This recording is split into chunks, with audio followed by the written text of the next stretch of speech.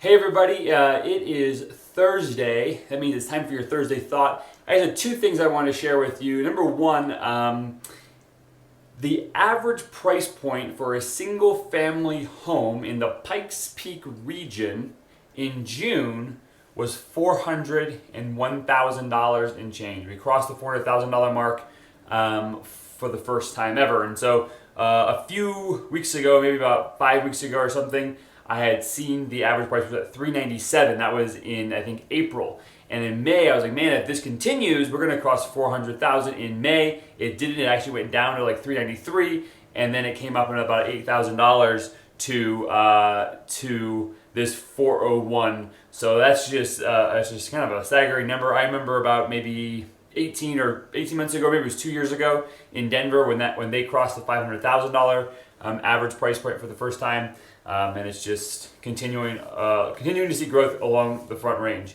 And part of what is fueling that is obviously the Front Range, Denver and Colorado Springs and this whole Front Range area has consistently been ranked in the top 10 places to live. We kind of go back and forth depending on who's the consumer, who's doing the review. We're number 1, number 3, number 7, and Denver's also usually in the top 10. And so there's just a lot of desire to live here. Obviously, our inventory is super low, and then we've also seen a pullback or a lowering of interest rates over the past 6 or so months. And I think that the national average in July for a 30-year fixed rate conventional loan was like 3.13 or something like that.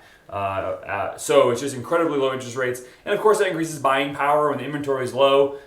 People are willing to really kind of push their budgets a little bit to get into the house that they want to get into. And so we've seen that feed into the market. How long is that going to last? I don't know. But with these interest rates are lower, you have more purchase power, and that's why you're seeing these prices kind of continue to climb even in the middle of this kind of crazy pandemic that we're living in. So ultimately, two things. My two thoughts are: wow, we crossed the $400,000 mark for our average price point. And then number two is interest rates are super low. So if you have been considering a refi or a purchase, you can lock a amazing interest rate in for the next 30 years, which is a huge amount of savings to you as far as the interest you're going to pay. Although the reverse side of that is that you are paying a premium for the house. So it's kind of 6 to 1, half dozen to the other. Usually securing that lower interest rate for the long term is a better long-term play. So anyway, if you have any thoughts, comments, questions on these, leave them below or reach out, give me a call. I'm happy to share with you my thoughts or